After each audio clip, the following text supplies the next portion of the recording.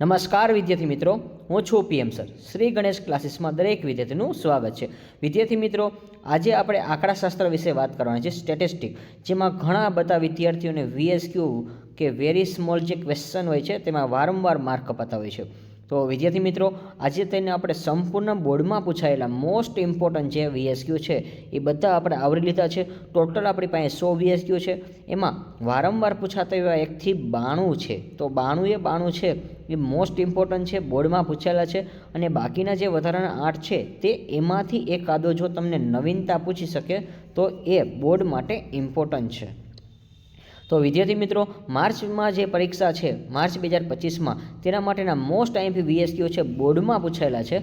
અને હા વિદ્યાર્થી મિત્રો, જો આવી રીતે આપણે બધા વિડીયોની સિરીઝ બનાવેલી છે કે BA, SPCC અને ઇકોનોમિક્સ, આ ત્રણેયની જો તમારે સિરીઝ જોવાની બાકી હોય તો ફટાફટ તમે પહેલાં ડિસ્ક્રિપ્શન બોક્સમાં જજો અને ડિસ્ક્રિપ્શન બોક્સમાં જઈને તમે નીચેની જે લિંક હોય છે ઓપન કરો, સિરીઝ 1, સિરીઝ 2, સિરીઝ 3, તેમાં તમને ફટાફટ VSQનો વિડીયો જોઈ લેવો, જેથી કરીને તમારા 10માંથી 10 ગુણ પાકા રહેશે.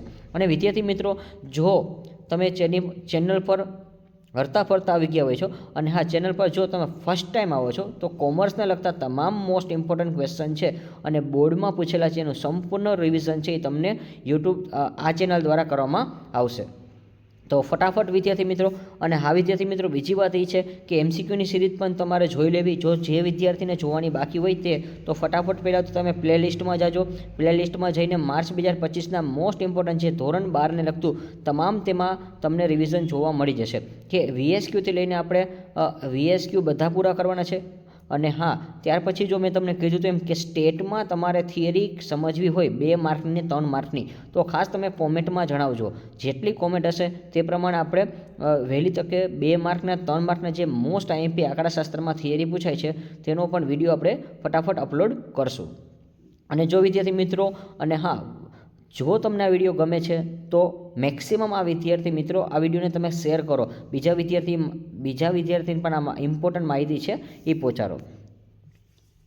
ચલો વિદ્યાર્થી મિત્રો, હવે આપણે શરૂઆત કરી. ક્વેશ્ચન નંબર 1, આધાર વર્ષ એટલે શું? જો અહીંયા આધાર વર્ષને આપણને પૂછ્યું છે, વ્યાખ્યા છે કે સૂચક આંકની રચનામાં કોઈ ચલની વર્તમાન સમયની કિંમતને કોઈ નિશ્ચિત સમયની ચલની કિંમત સાથે સરખાવવામાં આવે તો તે નિશ્ચિત સમયને, એટલે કે જે ફિક્સ વર્ષ હોય છે, નિશ્ચિત હોય છે, તેને આધાર વર્ષ કહેવામાં આવે છે.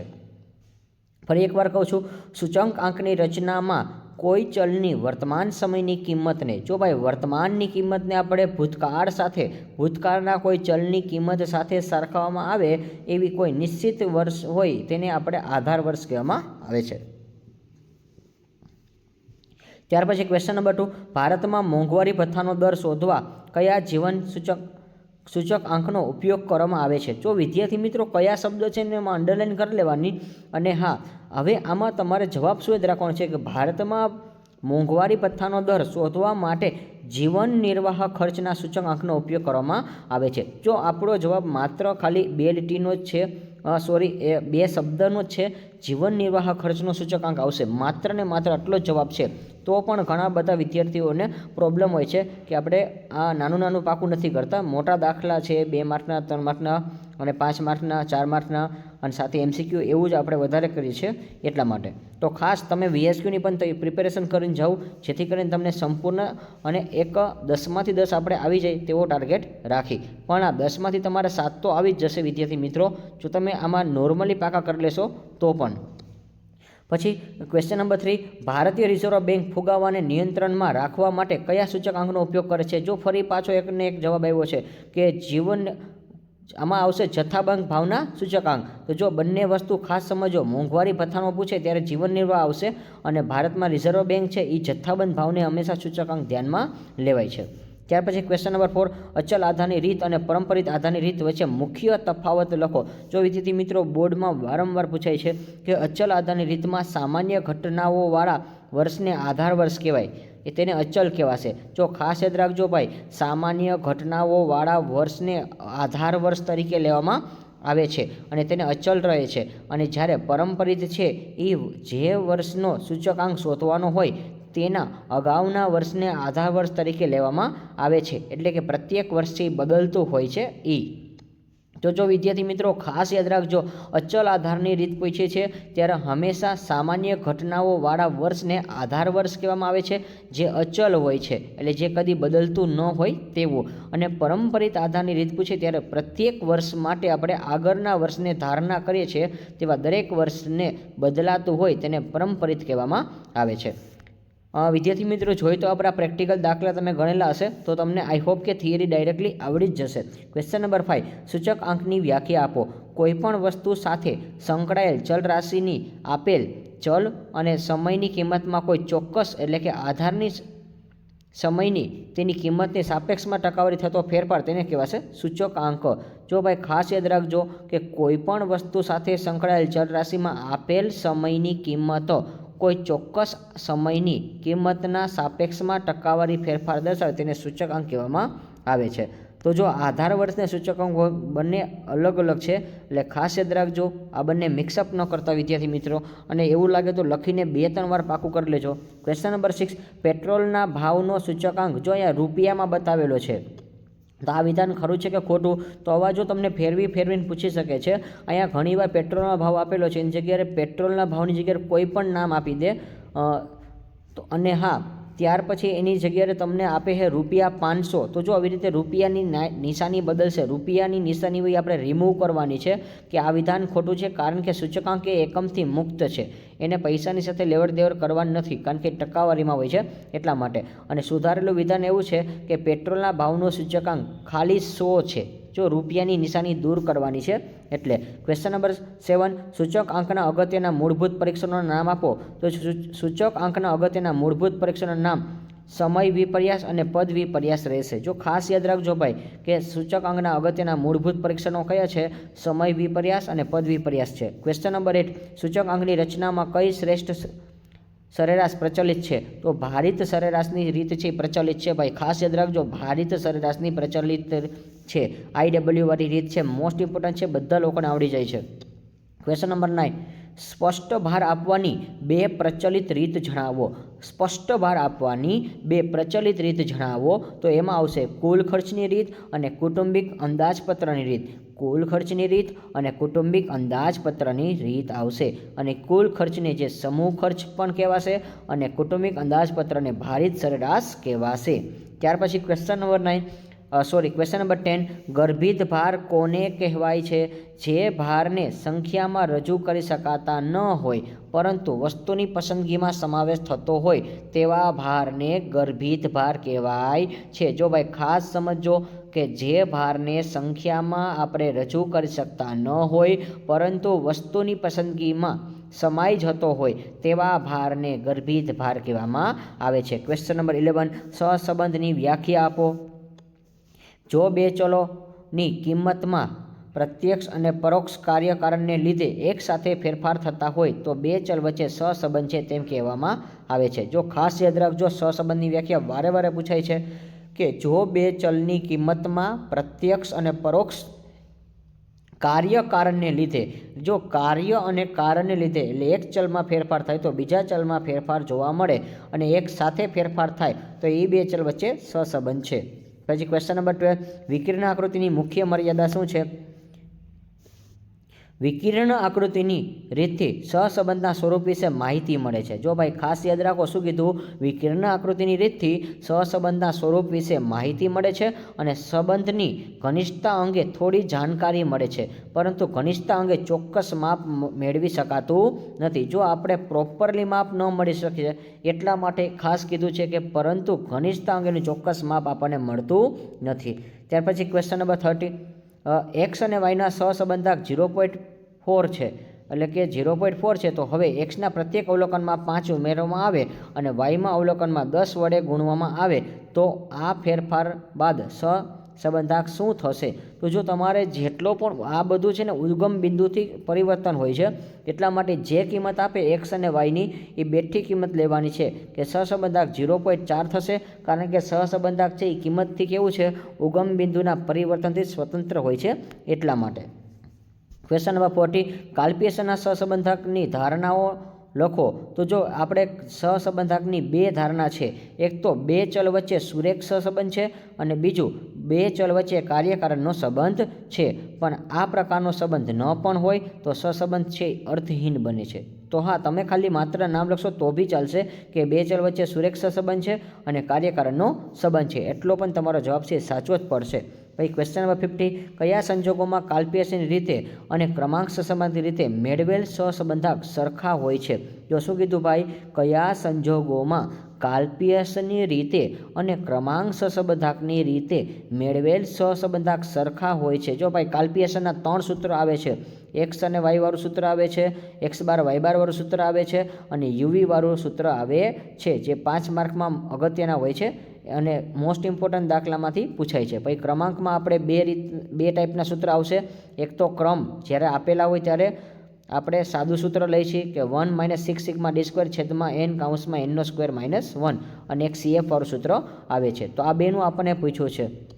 જ્યારે બે ચલની કિંમતો એ પ્રથમ n પ્રાકૃતિક સંખ્યાઓ ગોઠવણી હોય ત્યારે કાલ્પનિકની રીત દ્વારા અને સ્પીયરમેનની રીતે મેળવેલ સહસંબંધાંકની કિંમત સરખી હોય છે. જો શું કીધું છે કે ભાઈ બે ચલની કિંમતો પ્રથમ n પ્રાકૃતિક સંખ્યાઓની ગોઠવણી હોય, જો ડાયરેક્ટલી ગોઠવણી આપી દે છે અને કાલ્પનિકની રીત દ્વારા અને સ્પીયરમેનની રીત દ્વારા મેળવેલ સહસંબંધાંક છે બંને કિંમત સરખી હોય છે. અને હા, તમે જો દાખલા તરીકે આ નિયમ પ્રમાણે ચાલો તો બંનેના જવાબ સેમ આવી જ શકે છે, ગમે એ સૂત્ર મૂકો છો તો પણ. પછી ક્વેશ્ચન નંબર 60, સહસંબંધક આરનું ચિહ્ન કોના પર આધારિત હોય છે? તો આરનું ચિહ્ન છે એક્સ અને વાયના સહવિચરણના ચિહ્ન પર આધારિત હોય છે. જો વિદ્યાર્થી મિત્રો આ MCQમાંથી બનાવેલો છે કે સહસંબંધક આરનું ચિહ્ન છે એ કોના પર આધારિત છે? એક્સ અને વાયના સહવિચરણના ચિહ્ન પર આધારિત હોય છે. ક્વેશ્ચન નંબર 70, વિકિરણ આકૃતિમાં બધા જ બિંદુઓ એક જ સુરેખા પર આવેલા હોય તો આરની કિંમત શું થશે? તો જો આ પણ MCQમાંથી બનેલો છે કે વિકિરણ આકૃતિના બધા જ બિંદુઓ એક જ સુરેખા પર હોય તો આરની કિંમત +1 અથવા -1 થશે. જો MCQમાંથી પણ VSQ બનાવે છે. ક્વેશ્ચન નંબર 80, જો સહવિચરણનું મૂલ્ય ઋણ હોય તો સહસંબંધક આરનું ચિહ્ન કેવું થશે? ઋણ હોય તો ઋણ જ થશે. અને જો તમને આ વખતે એવું પૂછે કે જો સહવિચરણનું મૂલ્ય ધન હોય તો સહસંબંધાંક કેવો રહેશે? ધન જ રહેશે ચિહ્નમાં. ક્વેશ્ચન નંબર 90, નિયત સંબંધાંક શેના પરિવર્તનથી સ્વતંત્ર છે? જો આપણે ઉપર આવી ગયો તો ઉગમ બિંદુ પરિવર્તન છે. ઉગમ બિંદુથી કેવો છે? પરિવર્તનથી સ્વતંત્ર હોય છે. ક્વેશ્ચન નંબર 20, નિયત સંબંધાંકની વ્યાખ્યા આપો. નિરપેક્ષ ચલ એક્સની કિંમતમાં 1 એકમમાં ફેરફાર કરવાથી સાપેક્ષ ચલ વાયની કિંમતમાં અનુમાનિત ફેરફાર થાય તેને નિયત સંબંધાંક કહેવાશે. તો જો સહસંબંધ ને નિયત સંબંધની બંનેની વ્યાખ્યા ખાસ પાકી કરજો વિદ્યાર્થી મિત્રો, વારે વારે બોર્ડમાં પૂછાય છે. જો એક્સની કિંમતમાં ફેરફાર થાય અને સાપેક્ષ ચલ વાયની કિંમતમાં અનુમાનિત ફેરફાર થાય, આટલું લખવાનું છે, તેને કહેવાશે નિયત સંબંધાંક. પછી ક્વેશ્ચન નંબર 21, જો કોઈ નિર્દેશ બિંદુઓ અન્વયોજિત રેખા પર પડતું હોય તો ત્રુટિની કિંમત કેટલી હોય છે? જો નિર્દેશ બિંદુ છે અન્વયોજિત રેખા પર પડે ત્યારે ત્રુટિની કિંમત 0 હોય છે. જો ખાલી 0 જવાબ આવે છે. ક્વેશ્ચન નંબર 22, નિયત સંબંધની શ્રેષ્ઠ અન્વયોજિત રેખા મેળવવા માટે રીતનું નામ આપો. જો ભાઈ નિયત સંબંધાંકની શ્રેષ્ઠ અન્વયોજિત રેખા મેળવવા માટે આપણે ન્યૂનતમ વર્ગની રીત આવશે. તો વિદ્યાર્થી મિત્રો આ આપણને જે VSQ છે 22મો એ તમને MCQમાંથી પૂછેલો છે. ક્વેશ્ચન નંબર 23, નિયત સંબંધાંક y બરાબર a + b × x અચળાંકો a અને b ને શું કહેવાશે? જો અહીંયા બધાના નામનું આપણે વર્ગીકરણ કરવાનું છે કે નિયત સંબંધ રેખામાં y બરાબર a + b x માં a છે એ અચળાંક છે. અચળાંક એ નિયત સંબંધ રેખાના એટલે કે a ને આપણે અંતઃખંડ કહેવાશે. શું કહેવાશે ભાઈ? અંતઃખંડ. અને b ની કિંમતને y ની x પરની નિયત સંબંધ રેખા, b આપણે એટલે શું છે? b એટલે શું? તો કે y ની કિંમતની y ને x પરની નિયત સંબંધ રેખા, એટલે x માં ફેરફાર થાય તો y માં ફેરફાર થાય, અથવા નિયત સંબંધ રેખાનો ઢાળ પણ કહેવામાં આવે છે. જો વિદ્યાર્થી મિત્રો તમારે ઇંગ્લિશ યાદ નથી રાખવાનું, કારણ કે ઇંગ્લિશમાં ભણતા હોય છે એના માટે હોય છે, તમારે માત્ર ગુજરાતીમાં જ રાખવાનું છે. અને ફરી એકવાર કહું છું કે એ છે એ શું બતાવે છે? નિયત સંબંધ રેખાનો અંતઃખંડ બતાવે છે. અને જ્યારે b છે તો b છે એ શું બતાવે છે? નિયત સંબંધ રેખાનો ઢાળ બતાવે છે. આટલો જવાબ લખશો તો પણ આવશે, પૂરો 1 માર્ક આવી જશે. જો ફરી એકવાર કહું છું, નિયત સંબંધ રેખામાં a અને b શું બતાવે? a છે એ નિયત સંબંધ રેખાનો અંતઃખંડ બતાવે છે અને જ્યારે b છે એ નિયત સંબંધ રેખાનો ઢાળ કહે છે. તો બસ આટલું લખશો તો પણ તમને પૂરા માર્ક મળશે. પછી 24 નિયત સંબંધના પદનો ઉપયોગ સૌપ્રથમ કયા આંકડાશાસ્ત્રીએ કરેલો છે? જો ભાઈ નિયત સંબંધના પદમાં સૌપ્રથમ કયા આંકડાશાસ્ત્રીએ કરેલો છે? તો નિયત સંબંધમાં સૌપ્રથમ છે સર ફ્રાન્સિસ ગોલ્ટને કરેલો છે. જો ભાઈ ખાસ નામ યાદ રાખજો, આવા નામ છે એ તમને યાદ નથી રહેતા તો ખાસ 1-2 વાર પાકા કરજો. સર ફ્રાન્સિસ ગોલ્ટને કર્યું હતો. 25 સુરેખ નિયત સંબંધના મોડલ જણાવો. સુરેખ નિયત સંબંધના મોડલમાં વાય બરાબર આલ્ફા પ્લસ બીટા ટી વત્તા યુ, જેમાં આલ્ફા અને બીટા છે એ અચળાંક છે અને યુ છે એ ત્રુટિ ચલ છે. તો જો આ તમારે ખાસ મોડલ યાદ રાખજો. નિયત સંબંધનું મોડલ છે વાય બરાબર આલ્ફા બીટા અને ટી અને વત્તા શું હશે? યુ, અને આલ્ફા બીટા એ કેવા છે? અચળાંક છે, જ્યારે યુ છે એ ત્રુટિ ચલ છે. ક્વેશ્ચન નંબર 26 નિયત સંબંધમાં બી લેસ ધેન 0 અર્થઘટન કરો. નિરપેક્ષ ચલની એક્સની કિંમતમાં 1 એકમમાં વધારો થાય તો ચલ સાપેક્ષ ચલની વાયની કિંમતમાં બી એકમ અંદાજિત વધારો થાય છે. એટલે જો એક્સમાં વધારો થાય તો જ વાયમાં વધારો થાય, આવું યાદ રાખવાનું છે કે એક્સમાં પરિવર્તન આવશે તો વાયમાં ઓટોમેટિક પરિવર્તન આવશે. અને એટલા જ માટે આપણે કહીએ છીએ કે બી વાય એક્સ, કે વાય અને એક્સ એવું આપણે બોલીએ છીએ. ક્વેશ્ચન નંબર 27 સામયિક શ્રેણીનું યોગનીય મોડેલ વર્ણવો. સામયિક શ્રેણીનું યોગનીય મોડેલ બરાબર વાયટી બરાબર TT ST CT RT. Trend time આવશે, સિઝન ટાઈમ આવશે, સાયકલ ટાઈમ આવશે, રેન્ડમ ટાઈમ આવશે. આ બધાના નામ ખાસ પાકા કરજો. 2 માર્કમાં આટલો ક્વેશ્ચન ઘણીવાર પૂછાઈ જાય છે. અત્યારે આપણે 1 માર્કમાં લીધો છે, પણ હા 1 માર્કમાં પૂછાઈ જ ગયો છે કે વાયટી છે તો એ સમય બતાવે છે. સમયને આપણે ટી કહેશું, પછી ટીટીને આપણે વલણ કહેશું એટલે ગુજરાતી નામ છે. એસટીને આપણે મોસમી કહેશું. જો ટીટીને આપણે ટ્રેન્ડ ટાઈમ કહેવાય અંગ્રેજીમાં, સિઝન ટાઈમ કહેવાશે મોસમી ઘટક, સીટી એટલે ચક્રીય ઘટક અને રેન્ડમ એટલે યાદચ્છિક અથવા અનિયમિત ઘટક છે. ત્યાર પછી ક્વેશ્ચન નંબર 28 ખેતની પેદાશ અને ઔદ્યોગિક ઉત્પાદનમાં વલણ જોવા માટે કેટલા વર્ષનો સમયગાળો હોય છે? તો ભાઈ ખેતની પેદાશ અને ઔદ્યોગિક વલણ માટે 10 થી 15 વર્ષનો ગાળો લેવો પડે છે. અને આ ક્વેશ્ચન છે તમારે આ 2025માં આવવાની શક્યતા ખાસ રહેશે VSQ માટે. પછી ક્વેશ્ચન નંબર 29 સામયિક શ્રેણી એટલે શું? આ વ્યાખ્યા છે કે અમુક સમયાંતરે એકત્રિત કરેલી અને સમય અનુસાર ગોઠવવામાં આવતી આંકડાકીય માહિતીને સામયિક શ્રેણી કહેવામાં આવે છે. જો અમુક સમયાંતરે એટલે કે સમય અનુસાર એકત્રિત કરેલી અને સમય અનુસાર ગોઠવવામાં આવતી આંકડાકીય માહિતીને સામયિક શ્રેણી કહેવામાં આવે છે. ત્યાર પછી 30 સામયિક શ્રેણીના કયા ઘટકને લીધે ચલમાં અલ્પકાલીન વધઘટ થાય છે? તો જો ભાઈ સામયિક શ્રેણીના મોસમી અને ચક્રીય ઘટકને લીધે અલ્પકાલીન વધઘટ થાય છે. ક્વેશ્ચન નંબર 31 સામયિક શ્રેણીનું પૃથ્થકરણ એટલે શું?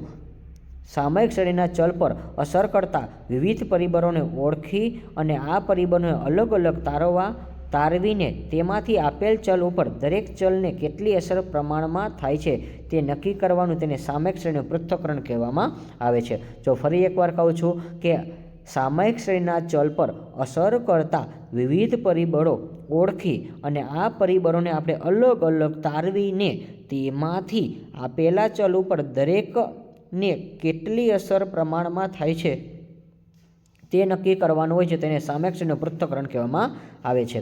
ત્યાર પછી એટલે જો આમાં પૃથ્થકરણમાં ન યાદ રહે તો હું કહું એટલું યાદ રાખજો કે અલગ અલગ પરિબળોને તારવવામાં આવે છે અને એના ઉપર કેટલી અસર થાય છે તેને સામયિક શ્રેણીનું પૃથ્થકરણ કહેવામાં આવે છે. ક્વેશ્ચન નંબર 32 સામયિક શ્રેણીના કયા ઘટકનું અનુમાન મેળવવું અશક્ય છે? જો ભાઈ અનુમાન ન મેળવી શકીએ, હવે MCQમાંથી બનાવેલો છે તો યાદચ્છિક ઘટક આવશે. કયું આવશે? યાદચ્છિક ઘટક. ત્યાર પછી 33 વલણ શોધવાની કઈ રીતથી ટૂંકા ગાળાના પુનરાવર્તન પામતી વધઘટને અસર સૌથી સારી રીતે દૂર થાય છે? વલણ શોધવાની ચલિત સરેરાશની રીતથી ટૂંકા ગાળાના પુનરાવર્તન પામતી વધઘટને અસર સૌથી દૂર થાય છે. ભાઈ ટૂંકા ગાળાની આવશે. શું આવશે? ટૂંકા ગાળાની. પણ આ ચલિત સરેરાશ. કેવી સરેરાશ? ચલિત સરેરાશ. કઈ શબ્દ છે એમાં માત્ર ચલિત સરેરાશ યાદ રાખજો એટલે જવાબ તમારો પૂર્ણ આવી જશે. ત્યાર પછી 34 સામયિક શ્રેણીના ચક્રીય ઘટકને કયા સંકેત વડે દર્શાવાય છે? ભાઈ જો બધાને આવડી જાય એવો છે સીટી વડે, તો તમને મોસમી પૂછે તો એસટી વડે આવશે અને વલણ પૂછે તો ટીટી આવશે. જો આ બધું યાદ રાખવું પડે આપણે. એકને એક વસ્તુ ઘટક પૂછાતા હોય તો ઘટક આવડે તો સંકેત આવડે. પછી આપણે જો ભાગ 2ના ઘણા બધા વિદ્યાર્થીઓને પ્રોબ્લેમ હોય છે, તો હવે આજથી આપણે અત્યારે ભાગ 2ના ચાલુ થશે 35થી પછી. તો ખાસ તમે વિડીયોમાં જોતા રહેજો અને જો તમને ખરેખર વિડીયો પસંદ આવે છે તો મેક્સિમમ તમે લાઇક કરો, શેર કરો અને સબસ્ક્રાઇબ કરો વિદ્યાર્થી મિત્રો. અને હા, જે વિદ્યાર્થી મિત્રો ચેનલ પર ફર્સ્ટ ટાઈમ આવે છે તે લોકો ફટાફટ આપણે કોમર્સને લગતી જે શ્રી ગણેશ ક્લાસીસ ચેનલ છે તેને સબસ્ક્રાઇબ કરી દો અને આવનાર તમામ વિડીયોની નોટિફિકેશન છે તમને મળતી રહેશે. પછી ક્વેશ્ચન નંબર 35, બે સમતોલ સિક્કા ઉછાળવાના યાદચ્છિક પ્રયોગના નિર્દેશ બિંદુઓની સંખ્યા જણાવો. જો ભાઈ બે સમતોલ સિક્કા ઉછાળવાના છે, શું કરવાના છે? બે સમતોલ સિક્કાને તમારે ઉછાળવાના છે અને હા, એમાં જે પ્રયોગ મળે છે એ તમારે બતાવવાનો છે. તો 2ની તમારે 6 ઘાત કરવાની છે અને 2ની 6 ઘાત કરો એટલે 64 જવાબ તમને મળશે. ત્યાર પછી 36, 3 ઘટકોનો ABC પૈકી ઓછામાં ઓછી એક ઘટના બને તેની સંભાવના મેળવવાનું સૂત્ર લખો. તો વિદ્યાર્થી મિત્રો, આ સૂત્ર ખાસ તમે પાકું કરી લેજો, કારણ કે વારંવાર પૂછાય છે એટલા માટે કે 3 ઘટના છે ABC, ઓછામાં ઓછી એક ઘટના બને. તો જો ભાઈ ઓછામાં ઓછી કે ત્યારે પહેલાં લાઇનમાં એક ઘટના તો બને, કારણ કે એક ઘટના બને એટલે કઈ A પણ બને, B પણ બને ને C પણ બને. તો આ ઓછામાં ઓછું એક થઈ ગયું. તો P/A પહેલાં જો આપણે ક્યાંથી ચાલુ કરવાનું છે? ઓછામાં ઓછું કે ત્યારે હંમેશા U આકાર આવશે. U એટલે યોગ કહેવાશે કે P/A યોગ B યોગ C બરાબર P/A P/B P/C. જો બધામાં વત્તા કરવાના છે કે વત્તા P/A વત્તા P/B વત્તા P/C માઇનસ. હવે જો જોડી બનાવવાની છે તો A સાથે B આવે અને A સાથે C આવે, પછી આગળ વધવાનું છે. તો જો માઇનસ શું કરવાનું છે? A અને B એટલે A યોગ B પછી A યોગ C અને હા, હવે એનો વારો આવી ગયો તો વારો કોનો આવશે? B નો. તો B યોગ C. પછી Bથી આગળ ન જાય, B પછી A નું આવે, પછી પાછું આવવાનું નથી, આગળ જ વધવાનું છે. પછી વત્તા કરીને શું કરવાનું છે? તો કે A/B/C. તો આ સૂત્ર ખાસ પાકું કરી લેજો. 2-3 વાર તમે લખશો એટલે આરામથી તમને યાદ રહી જશે. 37, નિર્દેશ અવકાશના બે નિરપેક્ષ ઘટના A અને B સંભાવનાના ગુણાકારનો નિયમ લખો. ભાઈ જો સંભાવનાના ગુણાકારનો નિયમ પૂછ્યો છે તો ગુણાકાર હોય ત્યારે ખાસ યાદ રાખજો કે અન્ય શબ્દ એટલે ગુણાકાર, અન્ય શબ્દ હોય ત્યારે શું આવશે? ગુણાકાર. અને હા, P/A/B બરાબર P/A મલ્ટીપ્લાઇડ P/B અને ગુણાકારનું સૂત્ર છે આ MCQ બેઝ ઉપરથી તમને પૂછ્યું છે. ત્યાર પછી વિદ્યાર્થી મિત્રો, બોર્ડમાં વારંવાર પૂછાતો એવો VSQ છે, ચડતો ક્રમ ને ઉતરતો ક્રમ. ઘણા વિદ્યાર્થીને ડાઉટ સોલ્વિંગ છે, આ જ થઈ જશે. ખાસ તમે ટેન્શન ન લેતા, કારણ કે 38 અને 39 આપણે બે એક સાથે જ લીધા છે, એટલે જ કે તમને કન્ફ્યુઝિંગ ન થાય એટલા માટે. જો ભાઈ ઉતરતો ક્રમ કે ત્યારે હંમેશા પહેલાં એકલું પદ હોય ને એ લેવાનું છે. તો એકલું પદ કયું છે? A અને B. તો જો પહેલાં P/A વત્તા P/B લઈ લઈ. તો પહેલાં આપણે ઉતરતો ક્રમ કરી. તો જો ભાઈ ઉતરતો ક્રમ આવડશે ને તો ચડતો ક્રમ આવડી જશે, ટેન્શન ન લેતા. તો કે શું કીધું છે ભાઈ? P/A વત્તા P/B પછી અલ્પ વિરામ કરવાનું છે. પછી તમે જો બે વસ્તુ જે લેતા જાઓ ને તમે બાદ બાકી કરતા જાજો. તો બાકી શું રહ્યું? તો કે ભાઈ આપણે પછીની ઘટના ઉતરતા ક્રમ કે એટલે તમારે યોગ ઘટના લેવાની. કઈ લેવાની? યોગ. તો A યોગ B કયું આવશે? યોગ ઘટના. પછી પાછું P/A આવશે અને હા, પછી શું આવશે? તો કે A/B. તો જો પછી છેદ આવશે અને પછી 0. અને જો ઉતરતો ક્રમ આવડશે તો ચડતો ક્રમ આવડી જશે. અને જો તમને ચડતા ક્રમમાં યાદ રાખવું હોય તો ચડતા ક્રમમાં ઇઝી જ પડશે, પણ 0 નીકળી જશે, એમાં 0ની વેલ્યુ હોતી નથી. તો ચડતા ક્રમમાં પહેલાં આપણે 0થી જ ચાલુ કરવાનું હોય છે. અને જો ઊંધું ચડતો ક્રમ ને ઉતરતો ક્રમ બે ઊંધો છે, એવામાં આપણે છત્રી વાહે ગઈ હતી, તો યાદ રાખજો ચડતો ક્રમ હોય ત્યારે પહેલાં છત્રી લેવાની. શું લેવાની? છત્રી. તો A/B. તો પહેલાં છત્રી લઈ લઈ, પછી આપણે P/A સિંગલ પદ લઈ લઈ, પછી આપણે યોગમાં ફેરવી, એ બેને યોગમાં ફેરવવાનો છે. તો કે P/A યોગ B અને પછી A અને B નો સરવાળો લેવાનો છે. તો તમે ચડતો ક્રમ પાકું કરી નાખશો તો બેમાંથી એકને ઊંધું કરવાનું છે, બીજું બે પાકું ન કરતા, બેમાંથી એક. તો ચડતો ક્રમ તમે પાકું કરી લેજો. પહેલાં છત્રી, પછી સિંગલ પદ A, પછી U યોગમાં ફેરવવાનું છે, પછી એ બેનો સરવાળો કરી નાખવાનો. યોગ મળી જાય પછી બેને લગ્ન કરી નાખવાના A અને B ના. પછી ક્વેશ્ચન નંબર 40, એક સમતોલ પાસો અને એક સમતોલ સિક્કો એક સાથે ઉછાળવામાં આવતા યાદચ્છિક પ્રયોગોના બનાવ લખો. તો જો ભાઈ આમાં કાંઈ નથી કરવાનું, માત્ર તમારે H 6 વાર લખી નાખવાનું છે અને બધામાં 1 2 3 4 5 6 લખી નાખવાના છે. વળી પાછા તમે 1 2 3 4 5 લખી નાખો, એમાં T લખી નાખવાનું છે, હેડ અને ટેલ લખી નાખવાનું છે. 41, A અને B ની પરસ્પર નિવારક ઘટનાની વેન આકૃતિ દોરો. જો ભાઈ વેન આકૃતિ કોઈ દી કરવાની ન હોય છે, પણ એ તમારે દોરવાની હોય છે. બધી આકૃતિ એકવાર ખાસ દોરીને જજો અને બધી આકૃતિની વ્યાખ્યા બાકી કરજો, કારણ કે આ વખતે થિયરી વધારે જ રહેશે. સંભાવના 3 માર્કમાં, થિયરી શક્યતા રહેશે ભાઈ 3 માર્કમાં પણ થિયરી આવી શકશે. અને જો તમારે થિયરીના લેક્ચર જોતા હોય તો તમે ખાસ કોમેન્ટમાં જણાવજો, જેથી કરીને અમને આઈડિયા આવે તો અમે તમને સંભાવનાને લગતી અથવા તો બોર્ડમાં જે મોસ્ટ ઇમ્પોર્ટન્ટ થિયરી પૂછે છે 2 અથવા 3 માર્કમાં, તે તમને સંપૂર્ણ આપણે સમજાવવાનું ટ્રાય કરશું. પછી ક્વેશ્ચન નંબર 42, યાદચ્છિક પ્રયોગની વ્યાખ્યા લખો. જે પ્રયોગનું નિરપેક્ષ અને સમાન સંજોગોમાં પુનરાવર્તન કરી શકાતું હોય.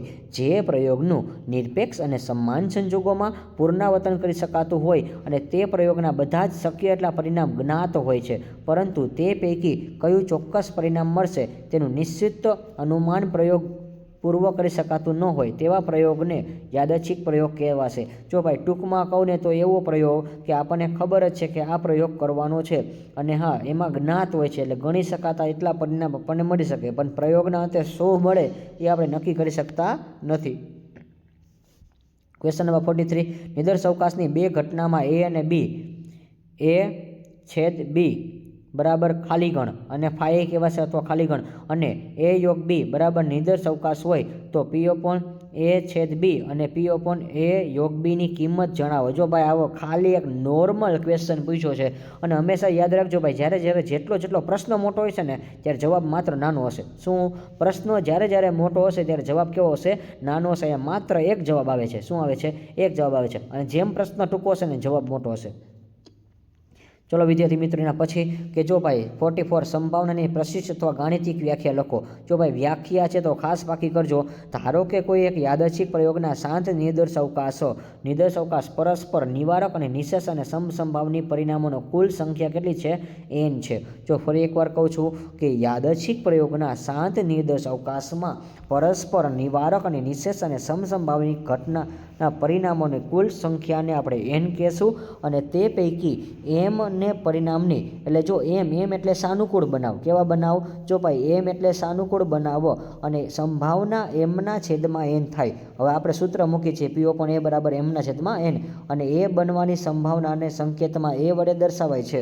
એવું બધું આપણને ખબર છે, પણ હા તમારે અહીંયા સુધી લખવાનું છે કે ભાઈ થાય છે m/n થાય છે, ત્યાં સુધી લખજો. ભાઈ સૂત્ર મૂકી દેવાનું છે કે P/A બરાબર m/n, અને હા જો ભાઈ પરસ્પર કેવી હોય? નિવારક, નિશેષ ને સમસંભાવી ઘટનાનો સંખ્યાને શું કહેવાય? કુલ સંખ્યાને n કહેવાય, અને જે ઘટના બને છે તેને સાનુકૂળ બનાવ કહેવાય. આવું યાદ રાખવાનું છે.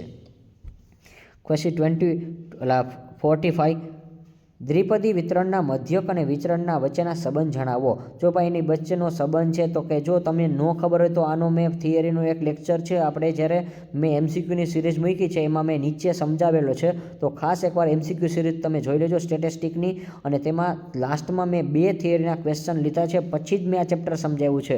એ પહેલાં મેં નહોતું સમજાવ્યું, અને મેં એ ચેપ્ટર સમજાવ્યું તો બધા લોકોને MCQ પણ આવડી ગયા હશે. તો જો દ્વિપદી વિતરણના મધ્યક અને વિચરણ કરતાં હંમેશા કેવો હોય છે? જો ભાઈ વિચરણ કરતાં હંમેશા છે મધ્યક મોટો હોય છે, એટલે NP < NPQ. મધ્યક છે હંમેશા કેવો હોય છે? મોટો હોય છે. પછી અસતત યાદચ્છિક ચલની વ્યાખ્યા આપો. તો 46, અસતત યાદચ્છિક ચલની વ્યાખ્યા શું છે? જે યાદચ્છિક ચલ x વાસ્તવિક સંખ્યા ગણ xની શાંત સંખ્યા અથવા ગણ સંખ્યા કિંમતો ધારણ કરી શકાય તેમ હોય. જો ભાઈ સંખ્યા કેવી હોય છે? શાંત હોય છે, એટલે કે આપણે એને ગણી શકાતી હોય તેવી સંખ્યા હોય તે ચલને અસતત ચલ કહેવામાં આવે છે. એટલે અસતત એટલે યાદ રાખજો, જેને ગણી શકાય તેને અસતત કહેવાય, અને જેને ન ગણી શકાય તેને કેવું કહેવાશે? સતત કહેવાશે. અને જો આના બેઝ ઉપર તમારે MCQ પણ પૂછવાના છે, ચોપડીનો પહેલો ને બીજો MCQ ખાસ વાંચી લેજો. અસતત ને સતત. સતત એટલે શું? ગણી ન શકાય, અને અસતત એટલે એવું ગણી શકાય. પછી 47, એક સંમિત દ્વિપદી વિતરણનો મધ્યક 9 છે, અને હા પ્રાચલ n ની કિંમત જણાવો. તો જો અહીંયા p બરાબર કાંઈ ન હોય તો આપણે 1/2 અડધો ધારી લઈ, અને n અને p ની કિંમત છે તો 9 એકા 9 કરી નાખી, 1 છે એનો ગુણાકાર નહીં થાય, એ છેદમાં હોઈ જશે, અને 2નો ગુણાકાર 9 દુ 18, એટલે n બરાબર આપણને 18 મળશે. જો ન ખબર પડે જ્યારે એક્ઝામ હોય ત્યારે NPQમાં હંમેશા શું કરવાનું? તમને જે કિંમત આપે ડબલ કરી નાખવાની. બસ એ તમારો જવાબ. જ્યારે ન ખબર પડે ત્યારે એનમાં શું કરવાનું? મધ્યક એટલે શું? તો કે તમને ન ખબર પડે ત્યારે જે કિંમત હોય એને તમારે ડબલ કરવાની છે. એ તમારો જવાબ. પછી 48, બર્નૌલી પ્રયત્નોની સફળતા અને નિષ્ફળતાની સંભાવના વચ્ચેના સંબંધ જણાવો. બર્નૌલી પ્રયત્નો માટે સફળતા અને નિષ્ફળતા બંને પરસ્પર નિવારક ઘટના છે, અને તેની સફળતા એટલે P કહેવાશે, નિષ્ફળતા એટલે આપણે Q કહેવાશે, અને આ બંનેનો સરવાળો 1 થશે. સફળતા અને નિષ્ફળતા બંનેનો સરવાળો કેટલો થશે? 1. એટલે P બરાબર 1 - Q અને Q બરાબર 1 - P, બે એક જ કરવાનું છે. પછી 49 બર્નોલી પ્રયત્નની વ્યાખ્યા આપો. તો દ્વિવિધ વિકલ્પવાળા યાદચ્છિક પ્રયોગમાં બે શક્ય એટલા પરિણામ એટલે એસ એટલે સફળતા સક્સેસ કહેવાશે અને નિષ્ફળતા એટલે ફેલ કહેવાશે. જો આ પ્રયોગનું સમાન પરિસ્થિતિ હેઠળ પુનરાવર્તન કરવામાં આવે એટલે એકને એક વસ્તુ રિપીટ થાય છે તો દરેક પ્રયત્નની સફળતાની સંભાવના અચળ હોય છે એટલે ફિક્સ જ હોય છે. તો આવા પ્રયત્નોને કેવા કહેવાશે? બર્નોલી પ્રયત્નો કહેવામાં આવશે. જો ધારો કે દ્વિવિધ વિકલ્પવાળા યાદચ્છિક પ્રયોગમાં બે શક્ય એટલા પરિણામ સફળતા એટલે એસ થશે, નિષ્ફળતા એટલે એફ થશે અને પરિણામ સફળતા હોય તો એસ એટલે સક્સેસ કહેવાશે અને નિષ્ફળતાને આપણે શું કહેશું? ફેલ. અને આ પ્રયોગ છે એ વારંવાર રિપીટ થતો હોય છે તેવા દરેક પ્રયત્નને આપણે શું કહેશું? બર્નોલી પ્રયત્ન. પછી 50 જો દ્વિપદી વિતરણમાં p બરાબર 1/4 હોય તો વિષમતાનો પ્રકાર જણાવો. જો ભાઈ 1/4 હોય ત્યારે વિષમ છે એ ધન બનશે. ત્યાર પછી 51 તો વિદ્યાર્થી મિત્રો આપણે 50 પૂરા કરેલા છે. એક સમમિત દ્વિપદી વિતરણનો મધ્યક 7 છે અને n છે એ કેટલી છે એની કિંમત જણાવો. તો જો ફરી પાછું એની કિંમત કીધી, મેં તમને કીધું જ્યારે ન આવડે ત્યારે મધ્યકની કિંમત ડબલ કરી નાખવાની છે. તમારે ગણતરીમાં ટેન્શન નથી લેવાનું, ખાલી ડાયરેક્ટલી જવાબ લખી નાખશો તો પણ ચાલશે કે જ્યારે મધ્યક પૂછે ત્યારે કિંમત ડબલ આવશે. પછી 52 યાદચ્છિક ચલની વ્યાખ્યા આપો. કે યાદચ્છિક ચલ એટલે શું? નિદર્શ અવકાશના દરેક ઘટકને વાસ્તવિક સંખ્યા સાથે સાંકળતા વિધેયને યાદચ્છિક ચલ કહે છે. નિદર્શ અવકાશના દરેક ઘટકને વાસ્તવિક સંખ્યા સાથે સાંકળતા વિધેયને યાદચ્છિક ચલ કહેવામાં આવે છે. પછી 53 પ્રમાણિત પ્રાપ્તાંક માપના એકમથી મુક્ત હોય છે. આ વિધાન સાચું કે ખોટું? તો આ વિધાન કેવું છે? સાચું છે. પછી વિદ્યાર્થી મિત્રો આનો પણ આપણે એમસીક્યુ જ્યારે વિડીયો બનાવ્યો હતો ત્યારે લાસ્ટમાં મેં પહેલાં થિયરી સમજાવી હતી, પછી મેં એના એમસીક્યુ છે એ સોલ્વ કરાવ્યા હતા. ખાસ એકવાર એમસીક્યુ વિડીયો જોઈ લેજો અને એમાં ફટાફટ તમે લાસ્ટમાં જાજો. અને લાસ્ટમાં મેં જે થિયરી ક્વેશ્ચન સમજાવ્યું છે પ્રામાણ્ય વિતરણ ને પ્રમાણિત પ્રામાણ્ય વિતરણ, આ બેના જે મોસ્ટ ઇમ્પોર્ટન્ટ જે થિયરી ક્વેશ્ચન હતા એ લીધા હતા. જો પ્રામાણ્ય વિતરણ આવડશે તો પ્રમાણિત પ્રામાણ્ય વિતરણ આવડશે. 54 એક પ્રામાણ્ય વિતરણનો મધ્યક કેટલો છે? મધ્યક એટલે મ્યુ 13.25 આપેલો છે, જ્યારે સિગ્મા કેટલો છે? 10 આપેલો છે. તો આનું સૂત્ર છે એ તમારે મૂકવું પડે. Q3 બરાબર મ્યુ વત્તા 0.675. ખબર કેમ પડે? પ્રામાણ્ય વિતરણ હોય ત્યારે મ્યુ સિગ્મા આવે અને પ્રમાણિત પ્રામાણ્ય હોય ત્યારે 0.675 કિંમત આવે પણ મ્યુ સિગ્મા નીકળી જાય. અને જો અહીંયા તમારે સિગ્મા જે આપેલા છે એટલે વિચલન છે 10 છે નો ગુણાકાર તમારે કોની રે કરવાનો છે? 0.675 એટલે 6.75 એનો સરવાળો તમારે મ્યુ એટલે મધ્યક એટલે કરવાનો છે. જવાબ આવશે 20. પછી 55માં આવશે સતત યાદચ્છિક ચલના કોઈ એક નિશ્ચિત કિંમત ધારણ કરે તેની સંભાવના કેટલી હોય છે? તો ભાઈ એની સંભાવના હંમેશા સતત હોય ત્યારે શૂન્ય જ આવશે. સતત હોય ત્યારે કેવી આવશે? શૂન્ય. પછી 56 એક પ્રામાણ્ય વિતરણમાં ચતુર્થક વિચલનની અંદાજિત કિંમત 12 હોય છે. જો ભાઈ QD એટલે 12, અહીંયા QDની ફોર્મ્યુલા આવશે 12 છે અને હા તો એનો પ્રમાણિત વિચલન કિંમત શોધો. જો ભાઈ પ્રમાણિત વિચલન શોધવાનું છે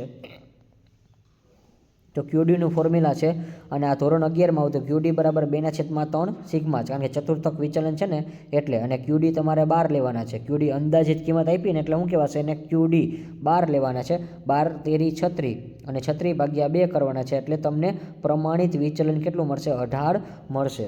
ત્યાર પછી 57 પ્રામાણ્ય વક્રમાં મ્યુ -2 સિગ્મા અને મ્યુ + સિગ્માનું ક્ષેત્રફળ આપો તો 95.45% આવશે. અને વિદ્યાર્થી મિત્રો આ આપણે આખી થિયરીનો લેક્ચર છે એ લીધેલો છે. MCQ જે સિરીઝ છે એમાં મેં પહેલાં તમને આ બધા ક્ષેત્રફળ સમજાવ્યા હતા અને પછી જ આપણે ચેપ્ટર કરાવ્યું હતું. તો ખાસ તમારા જો પાકા ન કરવા હોય VSQ તો એ કરી વિડીયો જોઈ લેજો એટલે તમને આ બધા આવડી જશે. 58 પ્રામાણ્ય વિતરણની વિષમતા કેટલી હોય છે? ભાઈ કેટલી હોય છે? શૂન્ય હોય છે. પછી 59 પ્રમાણિત પ્રામાણ્ય વક્ર અને પ્રામાણ્ય ચલની કઈ કિંમત બાજુએ સમમિત હોય છે? તો જો z બરાબર હંમેશા કેવું હોય છે? સમમિત, એટલે બંનેની વચ્ચેની જે જગ્યા હોય ને આપણે 0 ધારી છે આકૃતિમાં. પછી 60માં પ્રામાણ્ય ચલનું સંભાવના ઘટતો વિધેય લખો. તો જો fz બરાબર, જો પ્રામાણ્ય પૂછ્યું છે ભાઈ ખાસ યાદ રાખજો, પ્રામાણ્ય પૂછે ત્યારે મ્યુ સિગ્મા નીકળી જાય. fz બરાબર 1/2 e એટલે અચળાંક -1/2 z² -infinitive less z infinitive. તો જો આ સૂત્ર અને પ્રમાણ્ય ઘટત્વનું સૂત્ર આ બંને સૂત્ર ખાસ પાકા કરજો. જો ભાઈ પ્રામાણ્ય પૂછે ત્યારે મ્યુ સિગ્મા આવશે અને પ્રામાણ્ય પૂછે ત્યારે મ્યુ સિગ્મા નીકળી જાય. તો આપણે 60 અને 61 ખાસ લખીને પાકા કરજો. MCQમાં પૂછાય છે. f(x) બરાબર 1/μ પછી √2π e એટલે અચળાંક 1/2 x - μ અપોન સિગ્મા. તો જો અહીંયા સિગ્મા કહેવાશે અને આખાનો સ્ક્વેર અને -ઇન્ફિનિટિવ લેસ તો અહીંયા minus infinitive X less infinitive. તો ફરી એકવાર કહું છું, એફ ઓફ એક્સ બરાબર 1/2 પાઈ. જો અહીંયા સિગ્માની કિંમત અહીંયા નીચે આવે છે. જો મેં કીધું હતું ઉપર પ્રમાણિત ત્યારે મ્યુ સિગ્મા નીકળી જાય. જો એમાં સિગ્મા નીકળી ગયું. એ છે 1/2. અને જો માં ઝેડવાળું સૂત્ર છે, આ જે x minus mu upon sigma છે ને, એ સૂત્ર કેનું છે? ઝેડનું છે. જો ત્યાં ઉપર ઝેડ કર્યો છે, પછી માઇનસ ઇન્ફિનિટિવ, ત્યાં ઝેડ લખ્યો છે, અહીંયા એક્સ લખ્યો છે, માઇનસ ઇન્ફિનિટિવ. બંને સૂત્ર ખાસ પાકા કરજો. 62 પ્રામાણ્ય ચલના ઘટત્વ વિધેયમાં વપરાતા અચળાંકના મૂલ્ય આપો. જો ભાઈ પ્રામાણ્ય ચલના ઘટત્વ વિધેય છે, એમાં અચળાંક કોણ છે? તો અચળાંક છે ને અહીંયા જો કહી દઉં, સૂત્રમાંથી જ કહી દઉં છું કે એક તો પાઈની કિંમત આવશે 3.1416 અને ઈ એટલે 2.7183. આ બંને અચળાંક છે અને આ બંનેની કિંમત ખાસ નોટ ડાઉન કરી લેજો. પાઈ બરાબર 3.1416 છે અને ઈ બરાબર 2.7183 છે.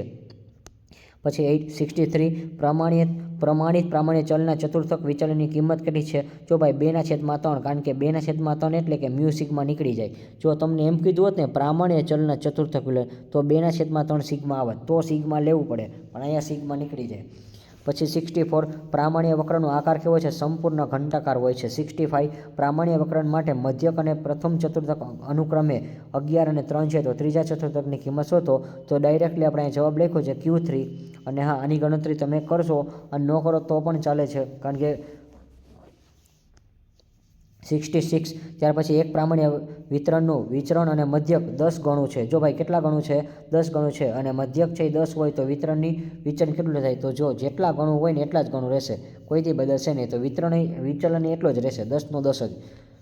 પછી આપણે લક્ષના પૈસા છીએ વિદ્યાર્થી મિત્રો. તો જો લક્ષના જે છે 67 લિમિટ એક્સ અનુલક્ષે 4 છે, તો એક્સની તમારે ઘાત કરવાની છે. તો ભાઈ 3ની તમારે ઘાત કરવાની છે. તો 3નો ગુણાકાર 3 કરો તો 9 થશે. એટલે 3ની તમારે 4 ઘાત કરવાની છે. કેટલી ઘાત કરવાની છે? 4 ઘાત. તો 4 ઘાત કરો એટલે 81 જવાબ છે. એટલે 108 જવાબ તમારો આવી જશે. ખાસ આની ગણતરી કરજો તમે, કારણ કે ગણતરીવાળા છે આપણે નેક્સ્ટ લેક્ચરમાં લેશું એવું લાગે તો. પછી 68 અને એટલું નોર્મલી બધાને ગણતરી આવડે છે, એટલે x-0ને અનુલક્ષ અર્થ સમજાવો. જો આ 0 વાળો વધારે પૂછાય છે. જો કોઈ ચલની એક્સની કિંમતમાં ઘટાડતા કે વધારતા કોઈ ચોક્કસ સંખ્યા 0ની નજીક લાવવામાં આવે છે. જો ભાઈ એક્સની કિંમતને આપણે કાં ઘટાડવાની છે કાં વધારવાની છે, પણ નજીક કેની લાવવાની છે? શૂન્યની નજીક લાવવાની છે. પરંતુ એક્સ બરાબર 0 ન થાય, પણ 0 ન થવો જોઈએ. અને એક્સ એ 0ને અનુલક્ષે છે. એક્સ છે એ કોને અનુલક્ષે છે? 0ને અનુલક્ષે છે. તેથી તેને સંકેતમાં એક્સ અનુલક્ષે 0 કહેવાશે. જો વિદ્યાર્થી મિત્રો ફરી એકવાર કહું છું, એક્સની કિંમતને શું કરવાની છે? કાં ઘટાડવાની છે કાં વધારવાની છે, પણ કોની નજીક લાવવાની છે? શૂન્યની નજીક લાવવાની છે. પરંતુ શૂન્ય કરવાનું છે નહીં. પણ હા, એક્સ બરાબર કોઈ શૂન્ય નહીં થાય. અને એક્સ છે એ કોને અનુલક્ષે છે? 0ને અનુલક્ષે છે. ત્યાર પછી 69 છે, આવડી જાય છે. લિમિટ એક્સ અનુલક્ષે 5 છે. તો 3 છે એની કાઉન્સમાં એક્સ આપ્યા છે, તો એક્સની કિંમત કેટલી છે? 5. જો આવા તમને પૂછાય તો આરામથી તમને આવડી જાય, કારણ કે 5 તેરી 15, 15 વત્તા 5 એટલે 20 જવાબ આવી જશે. પછી 70 3નું 0.001નું સામીપ્ય અને અંતરાલ સ્વરૂપ લખો. ભાઈ જો અહીંયા તમારે સામીપ્ય સ્વરૂપ છે એને અંતરાલમાં ફેરવવાનું છે. કેમાં ફેરવવાનું છે? અંતરાલમાં. અને અંતરાલનું સૂત્ર શું આવશે?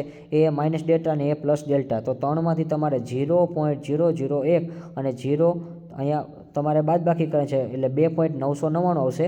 અને 3 વત્તા 0.001 એટલે તમારો 3.001 જવાબ આવશે. તો આ સૂત્ર ખાસ પક્કા કરજો: સામીપ્ય સ્વરૂપ, અંતરાલ સ્વરૂપ ને માનાક સ્વરૂપ. પછી 71 જો માનાકમાં x વત્તા 4 હોય, તો જો માનાકમાં જ્યારે કિંમત પ્લસ હોય ને ત્યારે માનાકની બહાર આવે ત્યારે માઇનસ થઈ જાય. યાદ રાખજો, માનાકમાં જે કિંમત પ્લસ છે, +4 છે, તો જો એ બરાબર -4 થઈ ગયા. માનાકની જે કિંમત હોય હંમેશા માનાકમાંથી બહાર આવે ત્યારે સાઇન બદલવાની. માઇનસ હોય તો પ્લસ થાય, પ્લસ હોય તો માઇનસ થાય. પછી <0.04 હોય તો k બરાબર -3.96 હોય તો k ની કિંમત શોધો. તો જો અહીંયા તમારે કિંમત શોધવાની છે. અને ખાસ જો અહીંયા તમને a અને ડેલ્ટા કહેવાશે, તો a ની કિંમત કેટલી છે અને ડેલ્ટાની કિંમત કેટલી છે, તો એ ખાસ યાદ રાખવાનું છે. અને એમાં તમારે કિંમત છે એ તમારે વત્તા શું કરવાની છે? ઓછે કરવાની છે. એટલે a પ્લસ ડેલ્ટા ને a માઇનસ ડેલ્ટા આ બંનેની કિંમત તમને આવડવી જોઈએ. તો એમાં k ની કિંમત કેટલી થશે? તો કે -4.04 થશે. પછી 72 તો જો આ પણ ગણતરીવાળો દાખલો છે, અંતરાલ સ્વરૂપમાં ફેરવો 16 અને 0.5 છે. તો જો મોટી કિંમત હોય ને એ કહેવાશે, નાની કિંમત હોય ને ડેલ્ટા કહેવાશે. અને હા, એ માઇનસ ડેલ્ટા અને એ પ્લસ ડેલ્ટા, હવે આ તમને સૂત્ર આવડી જાય એટલે આ જવાબ મારે બોલવાના ન હોય એટલે. પછી 73 એ અને ડેલ્ટાનું સામીપ્યની વ્યાખ્યા આપો. જો ભાઈ સામીપ્યની વ્યાખ્યા કીધી છે, જો એ બિલોંગ્સ ટુ આર અને ડેલ્ટા એ અઋણી વાસ્તવિક સંખ્યા હોય. કેવી હોય? જો એ બિલોંગ્સ ટુ આર, ડેલ્ટા એ અઋણી વાસ્તવિક સંખ્યા હોય તો વિવૃત અંતરાલ એટલે શું થશે? એ માઇનસ ડેલ્ટા અને એ પ્લસ ડેલ્ટા એ અને બી એ નું ડેલ્ટા સામીપ્ય સ્વરૂપ કહેવામાં આવે છે. એટલે કેપિટલ એન બરાબર એ અને ડેલ્ટા વડે દર્શાવવામાં આવે છે. 74 છે વિદ્યાર્થી મિત્રો. આઈ હોપ કે તમે ગણી શકશો અને તમને બધાને આવડી જશે, કારણ કે લિમિટનો દાખલો છે. તો એકનો ગુણાકાર તમારે -1 છે તો -1 છે તો એનો ગુણાકાર 4 હારે કરજો. માઇનસ કેવા થઈ જવા જોઈએ? પ્લસ થઈ જવા જોઈએ, કારણ કે 4 છે એ માઇનસ છે પણ બરાબરની આ બાજુ આવે તો વત્તા થઈ જશે એટલે કે બરાબર 10 જ થશે. પછી 75 છે સામીપ્યને કેમાં ફેરવવાનું છે? માનાક સ્વરૂપમાં ફેરવવાનું છે. તો બધા લોકોને આવડી જાય એવો છે કે ભાઈ મોટી રકમ હોય ને એ કહેવાશે, નાની રકમ હોય ને ડેલ્ટા કહેવાશે. અને માનાકમાં ખાલી સૂત્ર મૂકો, x - a less than delta, અને એની કિંમત એટલે મોટી. જો કાઉન્સમાં મૂકી દો એટલે માઇનસ કરી નાખવાનું છે, પણ આ ઓલરેડી માઇનસ છે તો એ નહીં હો ભાઈ, ઓલા કાઉન્સમાં લખજો, કારણ કે કાઉન્સમાં માઇનસ છે ને માઇનસ કેવા થઈ જાય? પ્લસ થઈ જાય, એટલા માટે. એટલે બીજું પદ તમારો જવાબ છે. પછી હવે વિધેયના, હવે આપણે આગળ વાત કરી તો કે 76 વિધેય f(x) બરાબર 12 હોય છે તો f'(1x) શોધો. તો f'(1) બરાબર 0 થશે. પછી 77 સીમાંત આમદની કોને કહેવામાં આવે છે? માંગની અલ્પ ફેરફાર થવાથી આમદનીની કિંમતમાં સીમાંત આમદની કહેવામાં આવે છે. જો ભાઈ માંગમાં અલ્પ ફેરફાર થાય તેને શું કહેવાશે? સીમાંત આમદની કહેવામાં આવશે. પછી 78 f(x) બરાબર છે તો એ તમારે 7 દૂને 14 ફેરવવાનું છે. અને હા, x નીકળી જાય તો સામેથી x નીકળી જાય એટલે 6 વધશે, કારણ કે f'(1) હોય ત્યારે x ની કિંમત બાદ કરવાની હોય છે. 79 વિધેયના સ્થિર બિંદુઓ કોને કહેવામાં આવે છે? જે બિંદુઓને વિધેય f(x) ની મહત્તમ અને ન્યૂનતમ કિંમતો મળે, મહત્તમ અને ન્યૂનતમ કિંમત બને ત્યારે તેને સ્થિર બિંદુઓને કહેવામાં આવે છે. પછી 80 માંગની મૂલ્ય સાપેક્ષતાનું સૂત્ર. જો ભાઈ આ MCQમાંથી બનાવેલો છે કે માંગની મૂલ્યતાનું સૂત્ર છે P/x માઇનસમાં ઇન્ટુ dx/dp. આ સૂત્ર ખાસ પાકું કરજો, MCQમાંથી બનેલું છે એટલા માટે. ત્યાર પછી 81 અને 82 આ બંને ગણતરીવાળા છે, તમને બધાને આવડતા હશે વિદ્યાર્થી મિત્રો. અને જો આ બધા સોલ્વ નથી કરાવતો કારણ કે જવાબ આપેલા છે તો તમે જાતે સોલ્વ કરજો, કારણ કે જો આ સોલ્વ કરાવીશ તો વિડીયો છે એ ખૂબ લાંબો થશે એટલે. પછી 83 છે 9 દૂને 18 આપણે કરી નાખવાનું, અને હા 8x છે તો એમાંથી x ની કિંમત બાદ થાય એટલે. પછી 84 વિકલનની વ્યાખ્યા આપો. કોઈ પણ વિધેયનું વિકલિત મેળવવાની પ્રક્રિયાને વિકલન કહે છે. જો ભાઈ કોઈ પણ વિધેયનું શું કરે છે? વિકલિત મેળવવાની પ્રક્રિયાને વિકલિત મેળવે છે તેને શું કહેવાશે? વિકલન કહેવાશે. 85 વિધેયના સ્થિર બિંદુઓ કોને કહેવામાં આવે છે? જે બિંદુઓએ વિધેયના f(x) ની મહત્તમ અને ન્યૂનતમ કિંમત મળે તેને સ્થિર બિંદુઓને વિધેય કહેવાશે. આ ક્વેશ્ચન રિપીટ થાય છે. 86 સીમાંત આમદની કોને કહેવાય છે? વસ્તુની માંગમાં અલ્પ ફેરફાર થવાથી આમદની કિંમતમાં ફેરફાર થાય તો સીમાંત આમદની કહેવામાં આવે છે. જો વસ્તુની માંગમાં અલ્પ ફેરફાર થવાથી, એટલે જો માંગમાં થોડો ઘણો ફેરફાર થાય તો આમદની એટલે આવકમાં પણ થતા ફેરફાર તેને સીમાંત આમદની કહેવામાં આવે છે. 87 સીમાંત ખર્ચની વ્યાખ્યા આપો. ઉત્પાદનના અલ્પ ફેરફાર કરવાથી ખર્ચમાં થતા વધારાને સીમાંત ખર્ચ કહેવામાં આવે છે. જો સીમાંત ખર્ચની વ્યાખ્યા ખાસ કરીને જાજો. ઉત્પાદનમાં અલ્પ ફેરફાર કરવાથી ખર્ચમાં થતા ફેરફારને સીમાંત ખર્ચ કહેવામાં આવે છે. પછી 88 યાદચ્છિક પ્રયોગોના 2 ઉદાહરણ આપો. એક સમતોલ સિક્કો ઉછાળવાનો આવે છે અને 2 પાસાઓને પાસા ફેંકવામાં આવે છે. જો આવા એક્ઝામ્પલ પૂછાયો ભાઈ, તમે ન જોયા હોય ત્યારે પણ ખાસ જોઈ લેજો. અને આ ક્વેશ્ચન અગત્યનું રહેશે કે 2 ઉદાહરણ આપો, એક સમતોલ પાસો ઉછાળો અને એક તમે સિક્કો ઉછાળો. 89 અને જો આ તમારે આકૃતિ છે, તફાવત આકૃતિ છે તો આકૃતિ ખાસ દોરીને જવી, આકૃતિ બધી ખાસ દોરી લેજો. પછી 90 શરતી સંભાવનાની વ્યાખ્યા આપો. ધારો કે નિર્દેશ અવકાશ શાંત અવકાશ છે A અને B, તેની 2 ઘટના છે પણ ઘટના A બને શરત હેઠળ ઘટના B બનવાની સંભાવનાને શરતી સંભાવના કહેવાય. એટલે જો A અને B બંને ઘટના છે પણ હા A બને તો B પણ બનવાની જ છે, એ ફાઇનલ છે, એને કહેવાશે શરતી સંભાવના. આ એનો નિયમ છે, બીજું કાંઈ નથી. પછી 91 એક સમૂહમાં 2% એકમો ખામીવાળા છે. જો ભાઈ 2% કેવા છે? ખામીવાળા છે. આ સમૂહમાંથી યાદચ્છિક રીતે એકમમાં ખામી રહિત, તો જો 100માંથી તમે 2% કાઢી નાખો તો 98% છે ખામી વગરના હોય છે. કેવા હોય છે? ખામી વગરના હોય છે. તો આ બધું તમને આવડતું જ હોય છે. 98ના છેદમાં 100 આવશે એટલે છેદ ઉડે છે એટલે તમારે 98/2 કરવાના, 100/2 કરવાના એટલે 49 ને 50 મળશે. 92 વલણને બીજા કયા નામે ઓળખવામાં આવે છે? વલણને બીજા દીર્ઘકાલીન ઘટક તરીકે ઓળખવામાં આવે છે. પછી 93 મોસમી ઘટકના 2 ઉદાહરણ આપો. તો મોસમીમાં આવશે ઉનાળામાં પંખા અને કુલરની એસીની માંગ વધે, લગ્ન પ્રસંગમાં આભૂષણની માંગ વધે. તો જો આવો ક્વેશ્ચન તમને યુનિક પૂછાઈ શકે છે, મોસમીવાળો છે એટલે. અને 94 ત્રુટિ એટલે શું? ચલની વાયની અવલોકિત કિંમતમાં વાય અનુમાનિત કિંમતમાં વાય કેપ વચ્ચે અંતરને અનુમાનની ત્રુટિ કહેવામાં આવે છે. જો ચલ વાયની અવલોકિત કિંમતમાં વાય ને અનુમાનિત કિંમત વાય કેપ વચ્ચેના અંતરને શું કહેવાય? જો બંનેના અંતરને કહેવાશે અનુમાનિત કિંમત કહેવાશે. તેને ઈ વડે દર્શાવાય છે. ઈ બરાબર વાય માઇનસ વાય કેપ થાય. પછી વ્યાખ્યા આપેલી છે. 95 વિકર્ણ આકૃતિની રીત શા માટે વ્યક્તિલક્ષી છે? તો નિયત સંબંધ રેખામાં મેળવેલ વિકર્ણ આકૃતિ લગભગ બધા જ બિંદુઓથી શક્ય તેટલી નજીકથી પસાર થતી હોય છે. રેખા આશરે દોરવામાં આવે છે અને હવે જુદી જુદી વ્યક્તિઓ જુદા જુદા દોરી શકે છે. તેનાથી નિરપેક્ષ ચલ એક્સની કિંમતમાં જુદા જુદા વ્યક્તિઓ સાપેક્ષ ચલ વાયની કિંમત વિશે જુદા જુદા અનુમાનો મેળવે છે અને આ વિકર્ણ આકૃતિ છે એ વ્યક્તિલક્ષી છે. જો હવે વ્યક્તિલક્ષી શું કામ કીધું છે કે ભાઈ વિકર્ણ આકૃતિ તમે દોરો ત્યારે બધા નજીકથી દોરે છે, આપણા બિંદુઓ હોય છે, પણ આ બધા વ્યક્તિનો વક્ર એક સરખો હોતો નથી. પછી 96 નિયત સંબંધ રેખાના અન્વયજોની રીતના નામ લખો. જો વિકર્ણાકૃતિ રીત અને ન્યૂનતમ વળની રીત. 97 સૂચકાંકની રચનામાં આધાર વર્ષ કેવું હોવું જોઈએ? આધાર વર્ષ એ પ્રામાણ્ય અને સામાન્ય હોવું જોઈએ. એક તો જો પ્રામાણ્ય અને સામાન્ય એટલે શું? તે અતિવૃષ્ટિ, અનાવૃષ્ટિ, ધરતીકંપ, કુદરતી આફત, યુદ્ધ, બળવો, હુલ્લડ, હડતાલ, આંદોલન જેવી અસામાન્ય માનવસર્જિત ઘટનાઓ અને રાજકીય ઘટના અને આર્થિક ઉથલપાથલ આકસ્મિક ઘટનાઓથી મુક્ત હોવું જોઈએ. તો આમાંથી 2 નામ લખશો તો પણ ચાલશે. અને વળી આધાર વર્ષે લાંબા ભૂતકાળનું વર્ષ પણ ન હોવું જોઈએ. જો બહુ લાંબુ જે ભૂતકાળના વર્ષ ન હાલે, ગાળો હોય હંમેશા 5 થી 10 વર્ષનો ગાળો હોય, પણ તમે 70 80 વર્ષના ગાળા લ્યો તો ન ચાલે. અને આધાર વર્ષ છે એકમથી મુક્ત હોવું જોઈએ, એટલે કે અતિવૃષ્ટિ, અનાવૃષ્ટિ, ધરતીકંપ, આર્થિક ઉથલપાથલ, રાજકીય ઘટના આ કાંઈ હોવું જોઈએ નહીં. પછી 98 કામદારોનું વાસ્તવિક વેતન શોધવાનું સૂત્ર લખો. તો જો વાસ્તવિક વેતન સૂત્ર આ વખતે પૂછાશે 2025માં, એવી શક્યતા ખાસ રહેશે. એ વાસ્તવિક વેતન બરાબર સરેરાશ માસિક વેતન છેદમાં જીવન ખર્ચનો સૂચકાંક ગુણ્યા 100. કારણ કે અત્યાર સુધી ફુગાવાનો દરનું સૂત્ર પૂછ્યું છે અને આપણે ફુગાવાનો દર બધાને આવડે છે એટલા માટે. તો ફુગાવાનો દર કરતાં આપણને વાસ્તવિક વેતનનું સૂત્ર છે એ મોસ્ટ ઇમ્પોર્ટન્ટ રહેશે. ત્યાર પછી 99 સૂચકાંકને દેશના અર્થતંત્રની પારાશીસી શા માટે કહેવામાં આવે છે? જેમ પારાશીસી હવામાન અને હવાનું દબાણ અને વાવાઝોડું અને વરસાદની આગાહી કરવામાં ઉપયોગી બને છે. જો ભાઈ પારાશીસી ક્યાં ઉપયોગ થાય છે? હવામાન, હવાનું દબાણ, વાવાઝોડું, વરસાદની આગાહી કરવામાં ઉપયોગી છે. એમ સૂચકાંક દેશના સમગ્ર આર્થિક પ્રવૃત્તિ, વ્યાપારી, સામાજિક પ્રવૃત્તિ તથા ફેરફારો માપવાનું અને તેને તુલના અભ્યાસ કરવાનું એક આવશ્યક સાધન છે.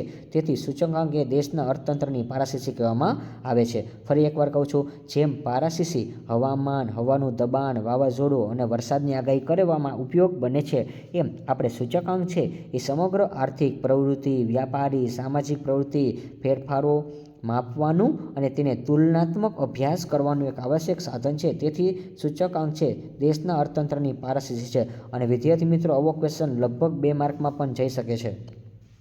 પછી ક્વેશ્ચન નંબર 100 આદર્શ સૂચકાંકનું નામ લખો. તો જો આદર્શ સૂચકાંકનું નામ જણાવો તો આદર્શ કોણ છે? ભાઈ જો આવો યુનિક ક્વેશ્ચન તમને પૂછી શકે છે તો જો આજે છેલ્લા જે સૂચકાંકના 3 થી 4 મેં પ્રશ્ન લીધા છે એ ખૂબ જ ઇમ્પોર્ટન્ટ છે.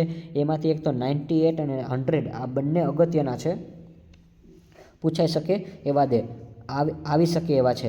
આદર્શ સૂચકાંક એટલે કોણ કહેવાશે? તો કે ફિશરના સૂચકાંકને આપણે આદર્શ સૂચકાંક કહેવામાં આવે છે. તો વિદ્યાર્થી મિત્રો અહીંયા આપણો આ વિડીયો છે એ કમ્પ્લીટ થાય છે. અને હા, આપણે ઓલરેડી ગમે એ વિડીયોમાં 50 મિનિટનો ટાર્ગેટ આપી છે. VSQના દરેક વિડીયોમાં આપણે 50 મિનિટનો ટાર્ગેટ પૂર્ણ કરીએ છીએ. અને જો વિદ્યાર્થી મિત્રો વિડીયો તમને ખરેખર પસંદ પડે છે તો મેક્સિમમ તમે આ વિદ્યાર્થી મિત્રો આ વિડીયોને લાઇક કરો, શેર કરો અને સબસ્ક્રાઈબ કરો. અને હા વિદ્યાર્થી મિત્રો, મેં કીધું હતું એમ કે જો તમારે સ્ટેટને લગતી 2 માર્કની 3 માર્કની થિયરીના વિડીયો લેક્ચર જોતા હોય તો ખાસ તમે કોમેન્ટમાં જાણ કરજો.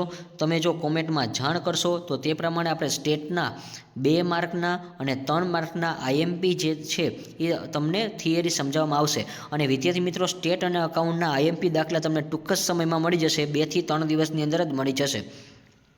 તો તમે એનું પણ રિવિઝન શરૂ કરી દેજો. અને હા, ત્યાર પછી આપણે ઇકો BASPની જે 2 માર્કવાળા ક્વેશ્ચન છે બોર્ડમાં પૂછાયેલા હોય છે તેનું પણ રિવિઝન તમને ઝડપથી કરી દેવામાં આવશે. અને આ બધી વિડીયો અને જો બધી PDF તમારે જોતી હોય તો ખાસ ટેલિગ્રામ ચેનલમાં જોઈન થઈ જજો. તમને વહેલા મોડે છે તેમાં પ્રોવાઈડ કરવામાં આવશે. અને હા, બીજી વસ્તુ એ કે વિદ્યાર્થી મિત્રો, આમાં તમે 1 થી 2 વાર વિડીયો જોજો. જો 1 થી 2 વાર તમે વિડીયો જોશો તો તમને બધો આઈડિયા આવી જશે કે આપણે કયા કયા ક્વેશ્ચન વારંવાર પૂછાય છે. અને આ બધા ક્વેશ્ચન એવા છે કે બોર્ડમાં પૂછાયેલા છે. જે વિદ્યાર્થીએ માર્વેલ લીધી હશે તે વિદ્યાર્થીને સંપૂર્ણ આઈડિયા હશે, અથવા લિબર્ટી પ્રકાશન લીધું હશે તો એમાં પણ તમને આ બધા બોર્ડના પૂછાયેલા ક્વેશ્ચન પ્લસ ગાલાના ક્વેશ્ચન પણ આ જ હોય છે. કાંઈ એમાં તદ્દન જુદું નથી હોતું. એટલે ખાસ તમે આવા જે ક્વેશ્ચન છે એ કરીને જજો. અને હા, જો તમને વિડીયો ખરેખર ગમે છે તો મેક્સિમમ તમે તેને શેર કરો. Like this video, share this video, follow with Ganesh classes.